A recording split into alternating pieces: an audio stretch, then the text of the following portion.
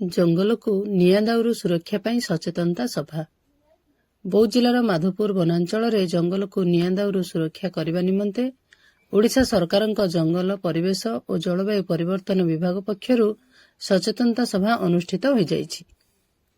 Madhapur range ଅଧିକାରୀ ଆଶିକ କୁମାର ଦିଗାଲଙ୍କ ସଭାପତିତ୍ୱରେ ଆୟୋଜିତ ଏହି ସଚେତନତା ସଭାରେ ଅଞ୍ଚଳର ବହୁ ଜନସାଧାରଣ ଓ ବନ ସୁରକ୍ଷା ସହ ଜଡ଼ିତ ବ୍ୟକ୍ତିମାନେ ଉପସ୍ଥିତ ରହିଥିଲେ। ସଭାରେ ଗ୍ରୀଷ୍ମଋତୁ ଆରମ୍ଭ ସହିତ ଜଙ୍ଗଲରେ ନିଆଁ ଲାଗିବାର ଆଶଙ୍କା ବଢ଼ିଥାଏ ବୋଲି ବନ ବିଭାଗ ପକ୍ଷରୁ ଲୋକମାନଙ୍କୁ ସଚେତନ କରାଯାଇଥିଲା।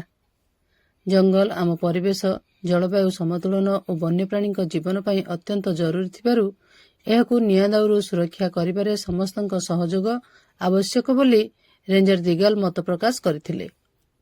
ଜଙ୍ଗଲରେ ଅବହେଳା ବଶତଃ ନିଆଁ ନ ଲଗାଇବା, ଶୁଖିଲା ପତ୍ର କିମ୍ବା ଘାସକୁ ଅଗ୍ନି ସଂସ୍ପର୍ଶ ନ କରିବା ଏବଂ କୌଣସି ସ୍ଥାନରେ ନିଆଁ ଦେଖିଲେ ସତ୍ୱରେ ବନ ବିଭାଗକୁ ସୂଚନା ଦେବାକୁ ଲୋକମାନଙ୍କୁ ଏସିଏଫ୍ ଆଶିଷ କଅଁର ଅନୁରୋଧ କରିଥିଲେ।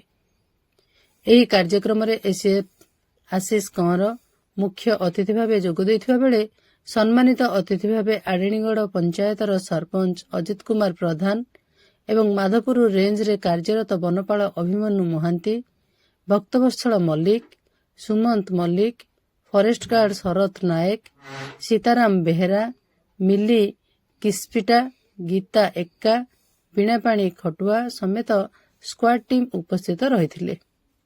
ସଭାରେ ଜଙ୍ଗଲ ସୁରକ୍ଷା ପାଇଁ ସମସ୍ତଙ୍କୁ ସଚେତନ ରହିବା ସହ ବନ ବିଭାଗକୁ ସହଯୋଗ କରିବାକୁ ଆହ୍ୱାନ କରାଯାଇଥିଲା। ବୌଦ୍ଧରୁ ବୈଦ୍ୟନାଥ ସାମଲଙ୍କ ସହିତ ହରଭଙ୍ଗାରୁ ଚିତ୍ତରଞ୍ଜନ ସିଂଙ୍କ ରିପୋର୍ଟ, ମୋ ଜିଲ୍ଲା ଖବର।